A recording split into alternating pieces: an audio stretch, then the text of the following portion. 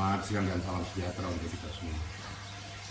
Ini kalau melihat kasus ini kasus yang sangat cetek dan remeh-temeh. Tapi dia juga menyangkut sifat-sifat arogansi juga.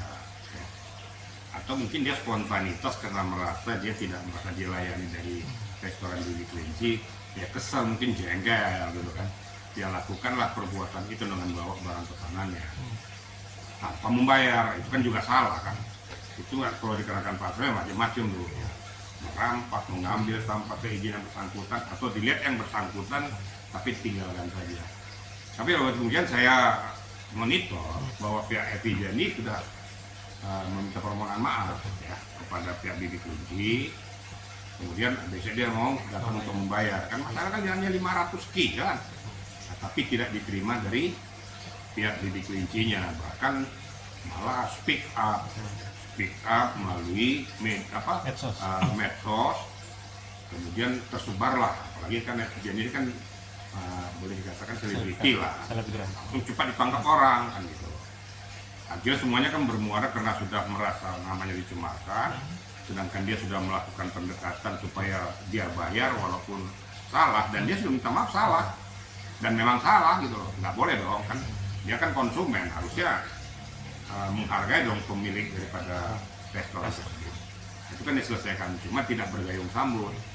Akhirnya dilaporkanlah ke Barreskrim ya, nggak salah ya, di cyber, dan ditindaklanjuti. Yang saya monitor bahwa yang di cyber Baut Polri itu sudah dihentikan. Nah, tinggal sekarang di Polda kan belum nih penyelesaiannya.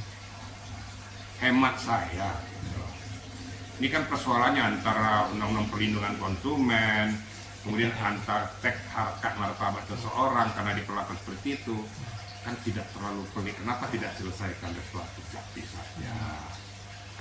Ini kan permasalahan kan tidak terlalu pelik. Katakanlah bahwa dia sudah melakukan langkah-langkah yang nggak benar kepada pemilik restoran. Ya wajar ya, kita juga manusiawi, pihak restoran juga merasa tersinggung dong.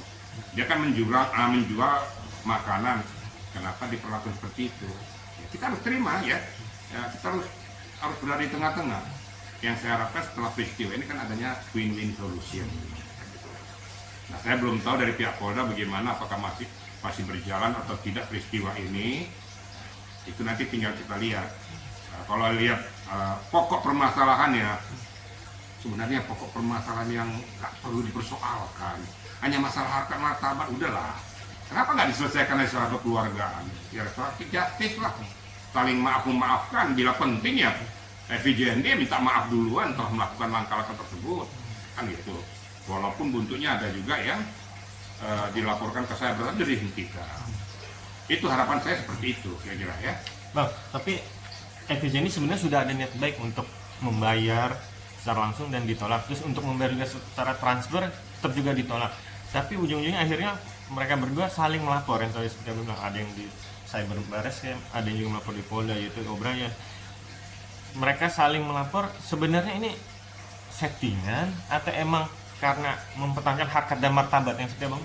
Saya rasa karena hanya menyangkut harkat martabat. Nah, kalau masalah settingan yang media katakan, mereka lah yang tahu. Saya kan nggak bisa menakar isi daripada hati mereka masing-masing supaya booming kan. Tapi kalau seandainya itu masalah harkat martabat, itu kan semuanya diselesaikan. Dan harkat martabat yang menurut hemat saya tidak terlalu pelik sebenarnya. Waduh, kalau saya lihat peristiwanya sangat-sangat tidak layak lah untuk diangkat ke arus jalur hukum gitu. Itu menurut saya. Ada lagi yang saya lebih ya, lucu, geli juga saya gitu loh. Saya mohon maaf ini ya, untuk anggota DPR ini. Ini kan hal-hal yang, aduh, masih banyak persoalan negara ini yang harus diurus oleh DPR tingkat DPR pusat loh. Urusan remeh-temeh kayak gini diurusin kayak gini, harus RDP kan nggak lucu. Nanti semuanya orang minta RDP nanti. Akhirnya tugas pokok fungsi yang sesungguhnya sebagai pengawasan terhadap negara itu jadi dikesampingkan atau terabaikan. Ya sudahlah, menurut hemat saya, mohon maaf kepada saudara di DPR dipercayakan oleh rakyat. Kan ada pengawasan, ada Irwasum, Propam, Biro Sidik. Berikan suntikan kepada mereka. Saya pengen tahu sejauh mana permasalahan. Minta pertanggungjawabannya. apakah sudah ditindaklanjuti atau tidak peristiwa yang dilaporkan kepada kami. Ya sah-sah saja, namanya rakyat kan melaporkan kepada DPR kan menurut hemat dia sah-sah saja.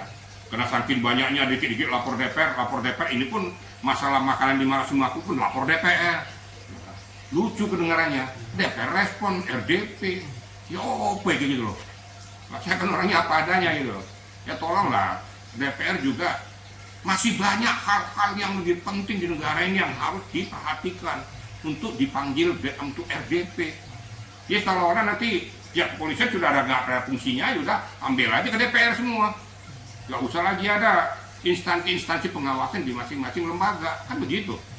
Nah itu kira-kira, jadi hemat saya sudahlah, untuk kedepannya ini hal-hal yang tidak terlalu mendasar serahkan saja kepada instansi yang berwenang untuk menanganinya. Gitu kira-kira ya. Nah, terakhir. Tapi akhirnya kan Effendi dan O'Brien pemilik Bitcoin sudah saling melakukan RJ ya.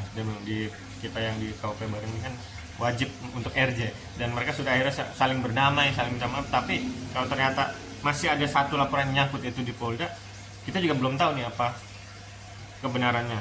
Ini gimana Bang? Kalau misal salah satu saja tidak ada yang mencabut, berarti makin panjang, dan RDP percuma dong mereka melakukan RDP di Komisi 3. Ya menurut hemat saya kan kalau satu aliran di cyber sudah dicabut, ya Polda dicabut dong. Kan supaya gayung bersama kan biar selesai permasalahan. Jadi nggak seimbang dong. Di sini suruh cabut, sini nggak dicabut. Nah, istilahnya sama-sama lah kita merendahkan hati dan perasaan. Jangan merasa ego pribadi, walaupun tadinya memang merasa disepelekan. Dan permohonan maaf, kita sebagai bangsa Indonesia kan bangsa berbudaya.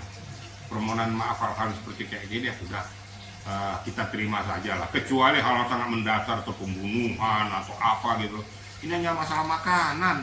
Nanti lama-lama di warung kopi juga RDP nanti. Ya nggak lucu lah gitu loh, nggak ada kerjaan lagi Pak. Saya mohon maaf, ini ngomong apa adanya aja, supaya kedepannya anggota DPR berpikir bisa memfilter mana yang masuk RDP gitu loh. Kalau masalah kayak gini terlalu, sumir banget masuk RDP menurut hemat saya loh ya. Hal-hal yang tidak perlu sebenarnya dipersoalkan di DPR, cukup cek ke instansi pengawas. Apakah sudah dilakukan langkah tindak lanjut? Sejauh mana permasalahannya, udah clear atau enggak? Minta pertanggungjawabannya. Bila penting melalui Kapolri ya, gitu supaya itu selesai tuntas. Gitu kira-kira ya. Oke.